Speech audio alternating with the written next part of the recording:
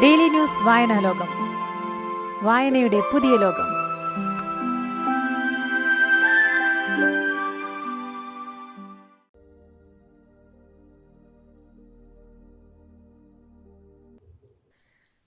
നമസ്കാരം.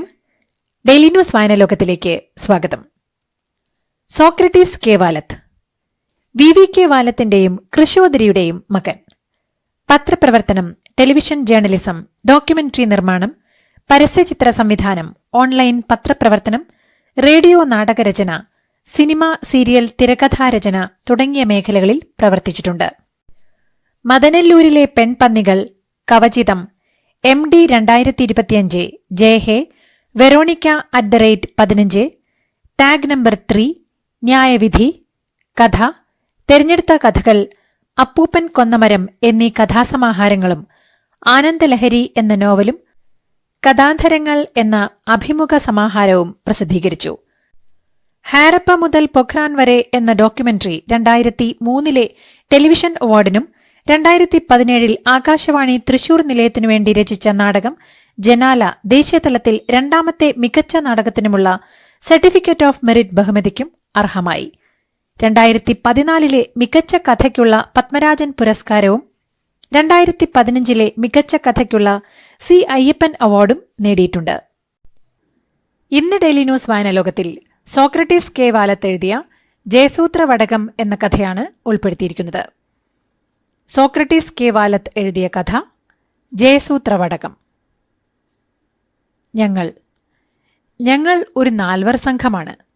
ഞങ്ങളിൽ ഒരാൾക്ക് മരുന്നു കച്ചവടം, മറ്റൊരാൾക്ക് വാഹന എണ്ണകളുടെ വിൽപ്പന, മൂന്നാമന് ഭൂമിയുടെയും കെട്ടിടങ്ങളുടെയും ഇടനില ഇടപാടുകൾ, നാലാമന്റെ പണി പേനാക്കത്തി മുതൽ ബോംബ് വരെയുള്ള ആയുധ സാമഗ്രികൾ വൻതോതിൽ ഉണ്ടാക്കിച്ച് ആവശ്യമുള്ളയിടത്ത് എത്തിച്ചു കൊടുക്കൽ.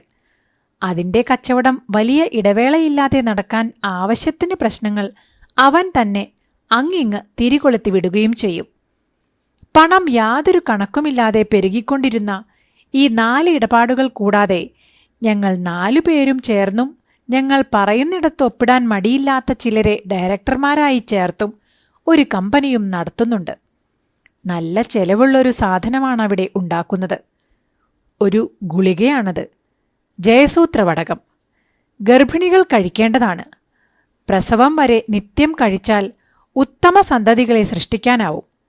പവൻ നിറമുള്ള, അച്ചടക്ക ബോധമുള്ള, അനുസരണശീലമുള്ള, നന്നായി പഠിക്കുന്ന, സ്വജാതിയിൽ നിന്ന് മാത്രം കല്യാണം കഴിക്കുന്ന, കൃത്യമായി ജോലിക്ക് പോകുന്ന, ഉത്തരവാദിത്തങ്ങൾ നിറവേറ്റുന്ന, പ്രതിഫലത്തിന് വാശി പിടിക്കാത്ത, അങ്ങനെ നാടിനും വീടിനുമെല്ലാം കൊണ്ടും ചേരുന്ന മികച്ച ഇനം സന്തതി തന്നെ ഉണ്ടായിക്കിട്ടും. ജയസൂത്ര വടകം 8 മുതൽ 9 മാസം വരെ മുടങ്ങാതെ 3 നേരവും കഴിച്ചിരിക്കണമെന്ന് മാത്രം. ഉള്ളത് പറഞ്ഞാൽ ഞങ്ങൾക്ക് 4 പേർക്കും ഞങ്ങളുടേതായ ബിസിനസ്സുകൾ വേണമെങ്കിൽ വേണ്ടെന്ന് വെച്ച് ജയസൂത്ര വടകത്തിന്റെ വിറ്റുവരവ് കൊണ്ടു മാത്രം 10 ജന്മം കയ്യും കെട്ടിയിരുന്ന് കഴിയാനുള്ളത് കിട്ടിക്കഴിഞ്ഞു. അത്രയ്ക്ക് ആവശ്യക്കാരാണ്. സാധനം കൊടുക്കാനില്ല. കൊടുത്തില്ലെങ്കിൽ മാർക്കറ്റിംഗുകാരും കടക്കാരും ആളുകളും രോഷം കൊള്ളുന്ന സ്ഥിതി. തൊലി കറുത്ത ദമ്പതിമാരിൽ നിന്നുമാണ് കൂടുതൽ ഡിമാൻഡ്. ഉത്തമ സന്തതികൾ വഴി ഭാവിയിൽ എല്ലാവരും ഉത്തമ പൗരന്മാരാകുന്ന കാര്യമായതുകൊണ്ട് പ്രത്യേകിച്ചും വെളുത്ത നിറമുള്ള ഒരു തലമുറ തന്നെ ഉണ്ടാകാനിടയുള്ളതുകൊണ്ട് സർക്കാർ നികുതി ഇളവും പ്രഖ്യാപിച്ചിട്ടുണ്ട്. അതോടെ വിൽപ്പന കൂടി ആദായം കയറിയങ്ങ് പെരുകി. പണം വന്നു കയറിയിട്ട് ഞങ്ങൾക്ക് നിൽക്കക്കളിയില്ല. സത്യം. ഞങ്ങളുടെ 4 സംഘത്തിൽ ഒരാൾ പുലർച്ചെ ആദ്യത്തെ സിഗരറ്റ് വലിക്കുന്നത് 2000 നോട്ടിൽ അതിന്റെ ചുക്ക നിറച്ച് ചുരുട്ടിയാണ്. നല്ല ഗുമ്മാണത്രേ, നല്ല ശോധനയുമുണ്ടത്രേ. ഒന്ന് പരീക്ഷിക്കുന്നോ എന്ന് ഞങ്ങളോടും ചോദിച്ചു. രാഷ്ട്രപിതാവിനെയെങ്കിലും ഓർത്തിട്ടോ എന്തോ ഞങ്ങളിൽ ബാക്കി 3 പേർക്കും ഇതുവരെ അത് തോന്നിയിട്ടില്ല. കാര്യങ്ങൾ പുരോഗതിയിൽ നിന്നും പുരോഗതിയിലേക്ക് കുതിക്കുമ്പോഴും നിലവിൽ കമ്പനി ഒരു പ്രശ്നം നേരിടുകയാണ്. അതിന് കാരണക്കാരനാകട്ടെ ഞങ്ങൾ തന്നെ അതിന്റെ തലപ്പത്തെടുത്തു വെച്ച MDയും. പേരിലെ ചുരുക്കാക്ഷരങ്ങൾ ചേർത്ത് MD എന്ന് സ്കൂളിൽ പഠിക്കുന്ന കാലത്തെ വിളിക്കപ്പെട്ടിരുന്ന ആളാണ്. പലപ്പോഴും ഞങ്ങൾ പറഞ്ഞിട്ടുണ്ട്, ഈ രീതിയിൽ കമ്പനി നടത്തിക്കൊണ്ടു പോകാൻ നമ്മുടെ MDക്കല്ലാതെ വേറെ ആരെക്കൊണ്ടും പറ്റില്ലെന്ന്. ക്ലബിലെ സായാഹ്ന പാർട്ടികളിൽ 4 പേരുടെ മുന്നിൽ വച്ചാണ് അങ്ങനെ കേൾക്കുന്നതെങ്കിൽ അഭിമാനം MDയുടെ 45-ലെത്തിയ ശരീരത്തിലെ ഓരോ രോമകൂപത്തെയും അറ്റൻഷനിൽ നിർത്തും. എങ്കിലും അത് മുഖത്ത് വരുത്താതിരിക്കാൻ അദ്ദേഹത്തിന് സാധിച്ചിരുന്നു. എപ്പോഴും അദ്ദേഹത്തിന്റെ ആ വട്ടമുഖത്ത് എങ്ങോ നിന്ന് വലിച്ചു കയറ്റിയ ഒരു മന്ദസ്മിതം കാണാം. ഞാൻ വളരെ സ്മാർട്ടാണെന്ന് കാണിക്കാനാണത്. പക്ഷേ അതൊരുമാതിരി ആക്കുന്ന ചിരിയായിട്ടേ കാണുന്നവർക്ക് തോന്നൂ. അതൊന്നും പക്ഷേ MD കൂട്ടാക്കാറില്ല. കമ്പനി ഉടമകളായ ഞങ്ങളുടെ പ്രതികരണങ്ങൾ പോലും അദ്ദേഹത്തിന് പ്രശ്നമായിരുന്നില്ല. ഞങ്ങളും അതങ്ങ് സമ്മതിച്ചു കൊടുത്തു പോന്നു. കമ്പനിയുടെ ഷെയറിന് വില കയറിക്കൊണ്ടിരിക്കുകയാണ്. കയറ്റുമതിയാകട്ടെ വിദേശത്ത് താമസിക്കുന്ന സ്വദേശികൾക്ക് മാത്രമായി പരിമിതപ്പെടുത്തിയിട്ട് പോലും ഓരോ വർഷവും മെച്ചപ്പെട്ടു വരുന്നു. വാർഷികാദായവും അങ്ങനെ തന്നെ. സന്തുഷ്ടരായ ഏകദേശം 6000-ഓളം വരുന്ന ജീവനക്കാർ. ഒരു ചരടിലെന്നോണം ഇതെല്ലാം കൂട്ടിക്കോർത്തു പോവുക എന്നത് നിസ്സാര കാര്യമാണോ? ഉത്തമ പൗരന്മാരെ ഉണ്ടാക്കിയെടുക്കാൻ പോന്ന ഒരു ഗുളിക വികസിപ്പിച്ചെടുക്കാൻ വേണ്ട ഗവേഷണ വിഭാഗത്തെ കെട്ടിപ്പടുത്തത് തൊട്ട് രാജ്യത്തിനകത്തും പുറത്തുമുള്ള അതിൻ്റെ മാർക്കറ്റിംഗ്, തൊഴിലാളികളുടെ വെൽഫെയർ തുടങ്ങി സകലമാന കാര്യങ്ങളും നോക്കി നടത്താൻ വേണ്ടി അവിവാഹിതനായെന്ന് മാത്രമല്ല ബ്രഹ്മചര്യം പോലും അനുഷ്ഠിച്ചു കളഞ്ഞ ആളാണ് MD. വില കൂടിയ കാറാണ് MDക്ക് ഞങ്ങൾ ഓഫർ ചെയ്തത്. അത് നിരസിച്ച് കമ്പനി ചെലവിൽ ഒരു സെക്കൻഡ് ഹാൻഡ് കാറ് വാങ്ങിപ്പിച്ചു.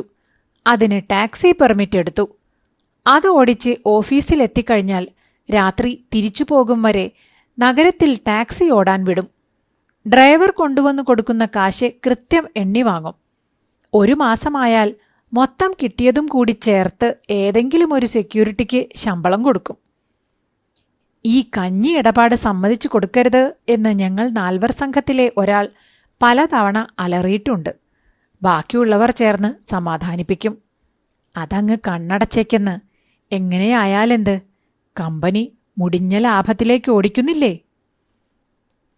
കമ്പനി നേരിടുന്ന ഓരോ മികവിൻ്റെയും പേരിൽ ഞങ്ങൾ പാർട്ടി നടത്തി തിന്നും കുടിച്ചും പാടിയും പിന്നെ ഞങ്ങളുടെ ഭാര്യമാരിൽ നിന്നോ അല്ലെങ്കിൽ കിട്ടാവുന്ന ഏറ്റവും സുന്ദരിമാരിൽ നിന്നോ അന്നത്തെ ഇണയെ കണ്ടെത്തി വെളുക്കുവോളം ആനന്ദത്തിൽ മുഴുകാനൊരുങ്ങുമ്പോഴും MD നിസ്സംഗനായി ഒരു ലൈം ജ്യൂസോ മറ്റോ, അതും മെല്ലെ മെല്ലെ കുടിച്ച് ലളിതമായ എന്തെങ്കിലും, അതും സസ്യഭക്ഷണം മാത്രം കഴിച്ച് എല്ലാ ആഘോഷങ്ങളെയും പിന്നിൽ വിട്ട് തൻ്റെ സാധാരണ കാറിൽ അകലെ ഇടത്തരക്കാർ താമസിക്കുന്ന അപ്പാർട്ട്മെന്റിലെ സ്വന്തം മുറിയിൽ പോയി കിടന്ന് ശാന്തമായി ഉറങ്ങും. അപ്പോൾ ഞങ്ങളിൽ ആരെങ്കിലും കൂടെയുള്ള സുന്ദരിയുടെ കവിളിൽ ഒന്ന് മുത്തിക്കൊണ്ട് പറയും, എല്ലാ സൗഭാഗ്യങ്ങളും നമുക്കുണ്ടാക്കി വെച്ചിട്ട് അങ്ങേരവിടെ പോയി പച്ചവെള്ളം ചവച്ചു കുടിച്ച് കാലുകൾക്കിടയിൽ കയ്യും തിരികെ കിടന്നു ഉറങ്ങുന്നു. സത്യം, ഞങ്ങൾ എത്ര ഭാഗ്യവാന്മാരാണ്. ആരും ഞങ്ങളെ കാണുകയോ ഈ നേട്ടങ്ങളുടെ പേരിൽ ഞങ്ങളെ അഭിനന്ദിക്കുകയോ ഇല്ലായിരിക്കും. താങ്കൾ തന്നെ ഞങ്ങളുടെ ഗുളിക വാങ്ങുന്നയാളായിരിക്കും. പക്ഷേ ഞങ്ങളെ കണ്ടാൽ തിരിച്ചറിയാനാവില്ല. കാരണം ഞങ്ങളുടെ ഒരു കൊച്ചു ഫോട്ടോ പോലും താങ്കൾ കണ്ടിരിക്കില്ല.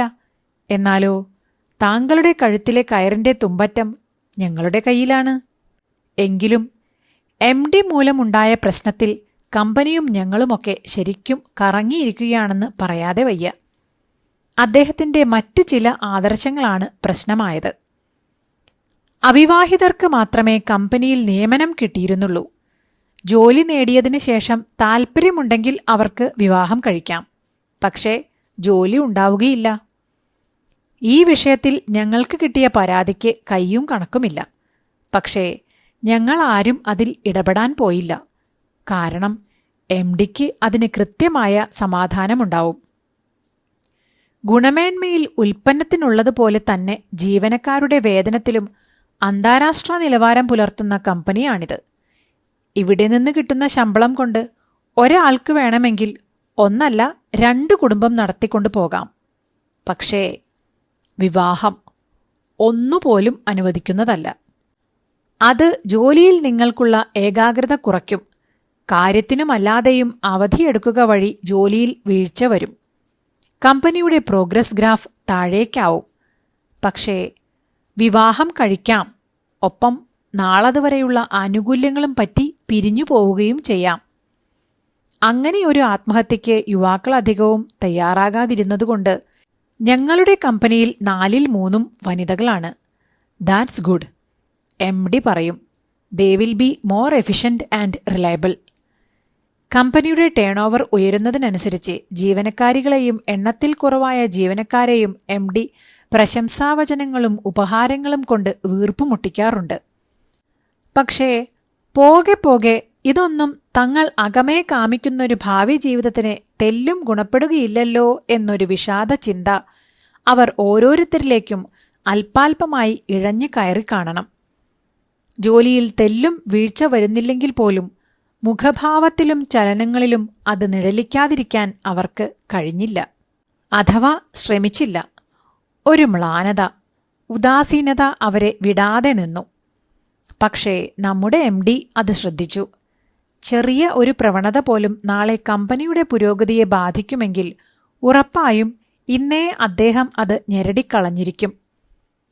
അടുത്ത ദിവസം കമ്പനിയിലെ ഓരോ ഡിപ്പാർട്ട്മെന്റുകളിലെയും ഉദ്യോഗസ്ഥർക്ക് ഇമെയിലിലൂടെയും പ്ലാന്റിലെ ജീവനക്കാർക്ക് പ്രധാന നോട്ടീസ് ബോർഡ് വഴിയും ഒരടിയന്തര സന്ദേശമെത്തി. ദുഃഖം നിരോധിച്ചിരിക്കുന്നു. കമ്പനിയിലും പരിസരത്തും ദുഃഖഭാവം നിലനിർത്തുന്നത് കുറ്റകരമായിരിക്കും. ബന്ധുവിയോഗം പോലെ ഒഴിവാക്കാനാവാത്ത സാഹചര്യങ്ങളിൽ ഒരു ദിവസത്തെ വേതനത്തോടുകൂടിയ അവധിയെടുത്ത് ആവശ്യാനുസരണം ദുഃഖിക്കാം. വേതനമില്ലാതെ തുടർച്ചയായി 2 ദിവസം അവധിയെടുത്തും ദുഃഖിക്കാവുന്നതാണ്. എന്നാൽ തുടർന്നു വരുന്ന ദിവസം ദുഃഖം മുഖത്ത് കാണപ്പെടുന്ന സാഹചര്യത്തിൽ മുൻകൂർ നോട്ടീസ് ഒന്നുമില്ലാതെ 50% വെട്ടിക്കുറയ്ക്കപ്പെട്ട ആനുകൂല്യ സഹിതം പിരിച്ചുവിടപ്പെടുന്നതായിരിക്കും. കൈയടിച്ചും ആർപ്പ് വിളിച്ചുമാണ് ഞങ്ങൾ ക്ലബിൽ വെച്ച് അത് അംഗീകരിച്ചു കൊടുത്തത്. MD ആള് മിടുക്കൻ തന്നെ. ഞങ്ങൾ അദ്ദേഹത്തിന് ചുറ്റും നിന്ന് പ്രോത്സാഹിപ്പിച്ചു. വട്ടമിട്ട് നിൽക്കുന്ന ഞങ്ങളുടെ കൈകളിലെ മധ്യഗ്ലാസിൽ നിന്നുയരുന്ന ഗന്ധത്തിൽ അസ്വസ്ഥത പ്രകടിപ്പിച്ചും ലൈം ജ്യൂസ് മെല്ലെ മുത്തിയും MD വിശദീകരിച്ചു. ദുഃഖം മായയാണ്, സ്ഥായിയല്ല. അത് മാറ്റിയെടുക്കാവുന്നതേയുള്ളൂ. ദുഃഖത്തിൽ കാല് തന്നെ വീണ് അതിൽ ഒലിച്ചു പോകാതെ അടുത്ത ക്ഷണം എന്താണ് ദുഃഖത്തിന് ഹേതു എന്ന് അന്വേഷിക്കുക. അത് 1-ാം ഘട്ടം. ഹേതുവെന്തെന്ന് അറിഞ്ഞാൽ അതിന് പരിഹാരം ആരായുക. അത് 2-ാം ഘട്ടം. പരിഹാരം കണ്ടെത്തിയാൽ അത് എത്രയും വേഗത്തിൽ പ്രാവർത്തികമാക്കുക. ഇത്രയേ വേണ്ടൂ. ഇത് ചെയ്യാത്ത പക്ഷം ദുഃഖം ഒരാളെ സ്വകർമ്മത്തിൽ നിന്ന് പിന്തിരിപ്പിക്കും. കർമ്മം ചെയ്യാത്തവൻ സ്വധർമ്മം പാലിക്കാൻ കഴിയാത്തവനായിത്തീരും. അവൻ അധർമ്മിയായും ദേശതാൽപര്യങ്ങൾക്ക് വിരുദ്ധനായും തീരും. അത് കേട്ട് ഞങ്ങൾ പുളകം അഭിനയിക്കുകയും ശരിക്ക് കൈയടിച്ചു കൊടുക്കുകയും ചെയ്തു. കാരണം ആ നിമിഷവും എല്ലാ നിലയിലും കമ്പനിയുടെ ഗ്രാഫ് ഉയരുക തന്നെയായിരുന്നു. വിവാഹനിരോധനം, ദുഃഖനിരോധനം, ഇത് രണ്ടും കർശനമായി പാലിക്കേണ്ടി വന്നതിൻ്റെ പെടാപാട് അനുഭവിക്കേണ്ടി വന്നത് കൂടുതലും വനിതാ ജീവനക്കാരാണ്. അവർ സുന്ദരികളായിരുന്നുവെങ്കിലും കുറഞ്ഞ പ്രായത്തിൽ തന്നെ കനത്ത തുക ശമ്പളമായി വാങ്ങാൻ ഭാഗ്യം സിദ്ധിച്ചവരായിരുന്നു. എങ്കിലും ഞങ്ങളുടെ കമ്പനിയിൽ ജോലിയുള്ളതിനാൽ വിവാഹാലോചനകളൊന്നും പടികടന്ന് ചെല്ലുന്നില്ല. കമ്പനിപ്പടിക്കൽ ഈ ദുഃഖങ്ങൾ അത്രയും ഉപേക്ഷിച്ച് മുഖത്തും നേർത്ത ചലനങ്ങളിൽ പോലും പ്രസന്നത വരുത്തി ജോലിയിൽ പ്രവേശിക്കാൻ അവർക്ക് അസാമാന്യ നടനവൈഭവം വേണ്ടിയിരുന്നു. എന്തിനിങ്ങനെ എന്ന് ചിന്തിക്കാൻ പോലും അവരെ കമ്പനി നിയമം സമ്മതിച്ചു കാണില്ല. എന്തായാലും ടേൺ ഓവറിനെ ഇതൊരിക്കലും ബാധിക്കാതിരുന്നതുകൊണ്ട് ഞങ്ങൾ 4 പേരും ഇതിലൊട്ടും ഇടപെട്ടതുമില്ല. മധ്യപൂർവ്വദേശങ്ങളിലെ പ്രവാസികളായ നമ്മുടെ ആളുകൾക്കിടയിൽ ജയസൂത്രവടകത്തിന് ഡിമാൻഡ് കൂടുകയും ചെയ്തതോടെ MD പോലും യഥാർത്ഥത്തിൽ ജീവനക്കാരുടെ മനോഭാവം എന്തെന്ന് ചിന്തിക്കാൻ മെനക്കെട്ടില്ല. കമ്പനി ഒരു വിശാലമായ പൂന്തോട്ടമായാണ് അദ്ദേഹത്തിന് അനുഭവപ്പെട്ടത്. ഓരോ മുഖവും വിടർന്ന പുഷ്പങ്ങൾക്ക് സമം. സംതൃപ്തിയുടെ നിറമുള്ള ഇളം കാറ്റ്. അത് സമൃദ്ധിയും സമാധാനവും കൊണ്ടുവരുന്നു. ക്ലബിന്റെ ലോണിൽ വെച്ച് അദ്ദേഹം വീമ്പിളക്കി. നോക്കൂ, പറഞ്ഞതുപോലെ തന്നെ എല്ലാം ശരിയായിരിക്കുന്നു. എന്തൊരു ഐക്യം, സമത്വം, ഉൽപാദനമതിത്വം. എല്ലാവരും സംഘബോധമുള്ള സഖാക്കളാകുന്നു. എന്തെന്നാൽ അവിടെ ദുഃഖമില്ല, നിഷ്ക്രിയത്വമില്ല, ഉള്ളത് കർമ്മം മാത്രം. ചലനത്തിലാണത് നിലകൊള്ളുന്നത്. അനുസ്യൂതമായ അനശ്വരമായ ചലനം, കാലത്തിന്റെ സ്പന്ദനം. നിങ്ങൾ ഈ രാജ്യം തന്നെ എന്നെ ഏൽപ്പിക്കുവിൻ, 5 വർഷവും തരുവിൻ. അതിൽ കേവലം ഒരേ വർഷം കൊണ്ട് തന്നെ ഞാനിത് ലോകത്തിലേക്കും വെച്ച് ഏറ്റവും വലിയ സമ്പന്നരാജ്യമാക്കി തരാം. ഞങ്ങൾ തലകുലുക്കി. അന്നും ഓഹരി വിപണിയിൽ ജയമേജയ ഫാർമസ്യൂട്ടിക്കൽസ് എന്ന ഞങ്ങളുടെ കമ്പനി നില കൂടുതൽ മെച്ചപ്പെടുത്തിയ ദിവസമായിരുന്നു. പക്ഷേ അവിടുന്നിങ്ങോട്ട് കാര്യങ്ങളാകെ തകിടം മറിഞ്ഞു. പിറ്റേന്ന് രാവിലെ ക്യാബിനിലേക്ക് കടന്നുവന്ന തന്റെ പേഴ്സണൽ സെക്രട്ടറി ലിലി എന്ന യുവതിയുടെ മുഖത്ത് ദുഃഖത്തിന്റെ നേർത്ത നിഴൽ വീണുകിടക്കുന്നത് നമ്മുടെ MDയുടെ കണ്ണിൽപ്പെട്ടു. ഒളിഞ്ഞിരിക്കുന്ന ഏതൊരു ഭാവവും അദ്ദേഹത്തിന്റെ സൂക്ഷ്മനേത്രങ്ങൾ കണ്ടെത്തുക തന്നെ ചെയ്യും. ഇത് സംബന്ധിച്ച് അദ്ദേഹത്തിൽ നിന്നുണ്ടായ ചോദ്യത്തിൽ നിന്ന് പെട്ടെന്ന് പ്രസാദം ഭാവിച്ചും വെളുക്കെ ചിരിക്കാൻ ശ്രമിച്ചും ലിലി ഒഴിഞ്ഞുമാറിയത്രേ. തുടർന്ന് അവൾ കർശനമായി നിരീക്ഷിക്കപ്പെട്ടു. അന്ന് വൈകിട്ട് HR വിഭാഗത്തിലെ അസിസ്റ്റന്റ് റാങ്കിലുള്ള ജിത്തു എന്ന യുവാവിന്റെ മുഖം ക്യാമറയിൽ തെളിഞ്ഞതും സംശയം തോന്നി. MD അത് സൂം ചെയ്ത് നോക്കിയതും എന്ന മട്ടിൽ കസേര പിന്നിലാക്കി എഴുന്നേറ്റ് ബെല്ല് കൊടുത്തതും ഒപ്പം. ജിത്തു ഹാജരാക്കപ്പെട്ടു. താൻ ദുഃഖിതനാണെന്നും കടുത്ത നിരാശയിലാണെന്നും അങ്ങനെയാകാനേ തനിക്ക് കഴിയൂ എന്നും അയാൾ കടുത്ത നിസ്സഹായതയോടെ സമ്മതിച്ചു. എന്നാൽ ദുഃഖകാരണമെന്തെന്ന് MD ആവർത്തിച്ച് ചോദിച്ചിട്ടും പറഞ്ഞതുമില്ല. MD ലിലിയെ വിളിച്ചു. നഷ്ടപരിഹാര സഹിതം ഉടൻ ജിത്തുവിനെ നീക്കം ചെയ്തുകൊണ്ടുള്ള ഉത്തരവിന്റെ ഡ്രാഫ്റ്റ് തയ്യാറാക്കാൻ നിർദ്ദേശിച്ചു. അവൾ പക്ഷേ നിന്നിടത്തു നിന്നും അനങ്ങിയതേയില്ല. അവളുടെ മുഖത്ത് നേരത്തെ കണ്ട കരിനിഴൽ ഇപ്പോൾ പടർന്നു നിറഞ്ഞ് പെയ്യാൻ വിതുമ്പി നിൽക്കുന്നത് MD കണ്ടു. 2 മുഖങ്ങളിലും മാറി മാറി നോക്കി കാര്യം മനസ്സിലാക്കിയെടുത്ത അദ്ദേഹം അവരോട് 2 പേരോടുമായി ഒറ്റ ചോദ്യം മാത്രം ചോദിച്ചു. നിങ്ങൾ ഒറ്റയ്ക്കൊറ്റയ്ക്ക് ദുഃഖിക്കാനാണോ അതോ ഒരുമിച്ച് ദുഃഖിക്കാനാണോ ആഗ്രഹിക്കുന്നത്? അപ്പോൾ ജിത്തുവിന്റെ വിളറിയ കരം ലിലി തന്റെ നീല ഞരമ്പെഴുന്ന കൈക്കുള്ളിൽ അമർത്തിപ്പിടിച്ചതും ആ സ്പർശത്തിലൂടെ അവന്റെ മുഖത്തേക്ക് അസാധാരണമായൊരു പ്രകാശം പ്രസരിച്ചതും MD കണ്ടു. പിന്നൊന്നും അദ്ദേഹം ചോദിച്ചില്ല. ശരി, നിങ്ങൾ പോയി സുഖമായി ദുഃഖിക്കൂ. ലിലിയും ജിത്തുവും എല്ലാവരോടും യാത്ര പറഞ്ഞ് കോർത്തുപിടിച്ച കൈകളോടെ കമ്പനിയുടെ കൂറ്റൻ വാതായനങ്ങൾ കടന്ന് തെരുവിന്റെ തുറസ്സിലെ സൂര്യപ്രകാശത്തിലൂടെ അകലുന്നത് നോക്കി മറ്റുള്ളവർ നെടുവീർപ്പിട്ടു. തുടർന്ന് കമ്പനിയിലെ ഓരോ മുഖവും അഗാധമായ ദുഃഖത്തിലാണ്ടു. ദുഃഖം സ്വതന്ത്രമായും നിർഭയമായും സ്ഥാപനത്തിലെങ്ങും വിഹരിക്കാൻ തുടങ്ങി. 2 ദിവസത്തോളം അങ്ങനെ കഴിഞ്ഞു. MDയുടെ ഭാഗത്തുനിന്നും തുടർ നീക്കങ്ങൾ ഒന്നും ഉണ്ടായതുമില്ല. എന്നാൽ ഈ ദുഃഖഭാവം ഉൽപാദനത്തെ ബാധിക്കുന്നുണ്ടോ എന്ന് ഞങ്ങൾ 4 പേരും സസൂക്ഷ്മം ശ്രദ്ധിക്കുന്നുണ്ടായിരുന്നു. പുരോഗതിയുടെ ഗ്രാഫ് താഴേക്കോ മുകളിലേക്കോ നീങ്ങാതെ സ്റ്റഡിയായി നിൽക്കുന്നതായിട്ടാണ് മനസ്സിലായത്. 3-ാം ദിനം വൈകുന്നേരം വരെയും MD കമ്പനിയിലെ തന്റെ സ്വകാര്യ മുറിയിൽ നിന്ന് പുറത്തിറങ്ങിയിരുന്നില്ല എന്ന് പിന്നീടറിഞ്ഞു. അദ്ദേഹം ചിന്തിക്കുകയായിരുന്നത്രേ. അതിന്റെ ഫലമായി ഡേ ഷിഫ്റ്റ് കഴിയും മുമ്പ് തന്നെ ഓരോ ജീവനക്കാർക്കും അടിയന്തര മെമ്മോ നൽകപ്പെട്ടു. ഇന്ന് വൈകിട്ട് 4 മണി മുതൽ ദുഃഖത്തിന്മേലുള്ള നിരോധനം നീക്കിയിരിക്കുന്നു. ഏവർക്കും ആവശ്യമുള്ളപ്പോഴൊക്കെ സുഖമുളവാകും വരെ നിർബാധം നിർലോഭം ദുഃഖിക്കാവുന്നതാണ്. അതിന് പക്ഷേ പ്രത്യേകിച്ച് ഒരു പ്രതികരണവും ഉണ്ടായില്ല. അതെന്തെങ്കിലുമാകട്ടെ, ആ പ്രഖ്യാപനവും അതിനുള്ള പ്രതികരണവും ഉൽപാദനത്തെ തെല്ലും ബാധിച്ചിട്ടില്ല എന്നത് ഞങ്ങൾക്ക് ആശ്വാസമായി. അന്ന് ക്ലബിൽ വെച്ച് MD പറഞ്ഞു, കുഴപ്പമില്ല, ഇങ്ങനെയൊക്കെ തന്നെ പോകും. എങ്കിലും ലോങ് റണ്ണിൽ കാര്യങ്ങൾ ദോഷകരമായി തീരുമോ എന്നുകൂടി പരിശോധിക്കേണ്ടിയിരിക്കുന്നു. എന്തോ തീരുമാനിച്ചുറച്ച മട്ടിൽ MD യാത്ര പോലും പറയാതെ പോയി. ഞങ്ങൾ പരസ്പരം നോക്കി. ഇടപെടാറായിരിക്കുന്നു എന്ന ആശയം ഞങ്ങളിൽ ഒരാൾക്കുണ്ടായി. എന്നാൽ മറ്റുള്ളവർ തൽക്കാലത്തേക്ക് അത് മരവിപ്പിച്ചു. പിറ്റേന്ന് രാവിലെ തന്നെ MD പുതിയ സർക്കുലർ ഇറക്കി. വിവാഹ നിരോധനം പിൻവലിച്ചിരിക്കുന്നു. ഏവർക്കും ഇനി യഥേഷ്ടം വിവാഹം ചെയ്ത് സന്തതികളെ ഉൽപ്പാദിപ്പിക്കാം. മികച്ച സന്തതികൾക്ക് ഇതേ സ്ഥാപനത്തിൽ തന്നെ തൊഴിൽ ലഭിക്കുന്നതായിരിക്കും. MD അവരുടെ പ്രതികരണം സസൂക്ഷ്മം നിരീക്ഷിച്ചു. തികഞ്ഞ നിസ്സംഗത, നിശബ്ദത. പ്രത്യേകിച്ച് എന്തെങ്കിലും കേട്ടതായോ കേട്ടതിൽ നിന്നും എന്തെങ്കിലും മനസ്സിലാക്കിയതായോ തോന്നിക്കാതെ യാന്ത്രികമായി തന്നെ തങ്ങളുടെ കർമ്മങ്ങളിലേക്ക് അവർ മടങ്ങി.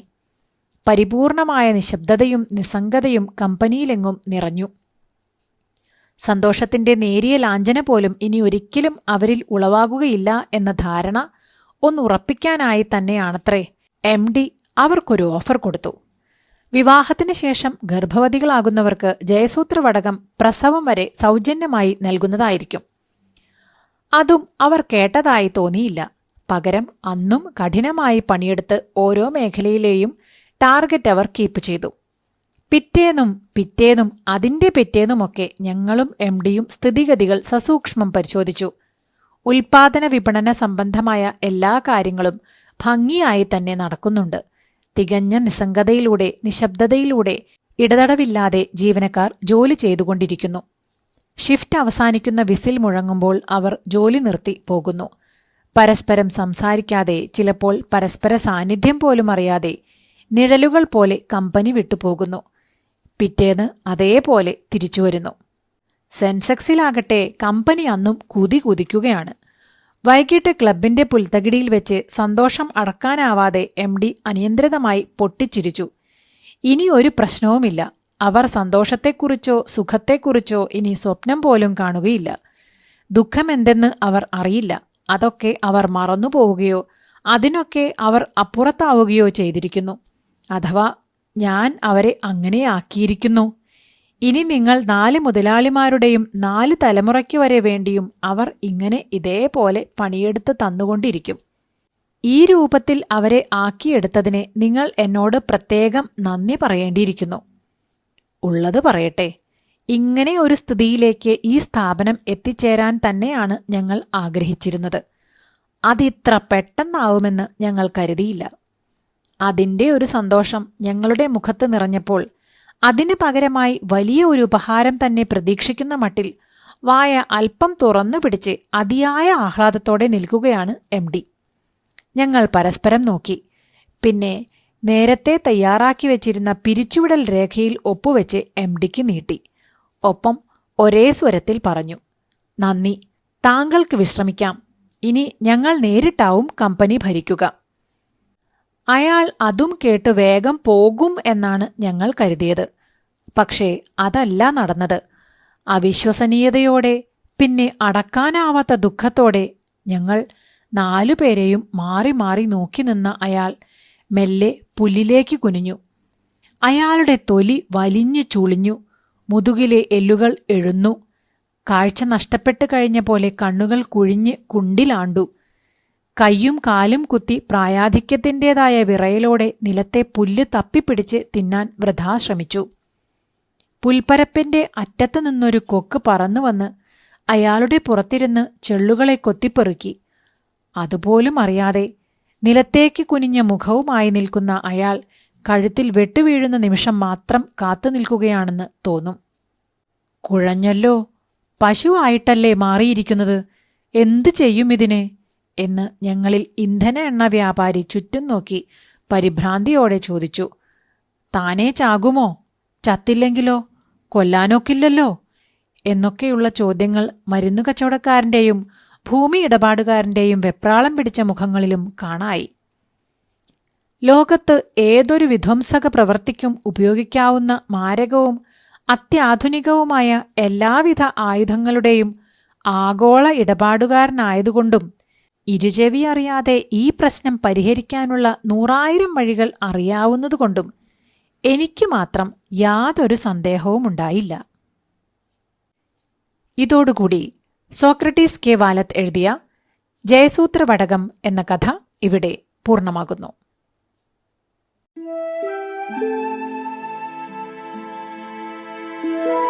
ഡെയിലി ന്യൂസ് വായനാലോകം, വായനയുടെ പുതിയ ലോകം.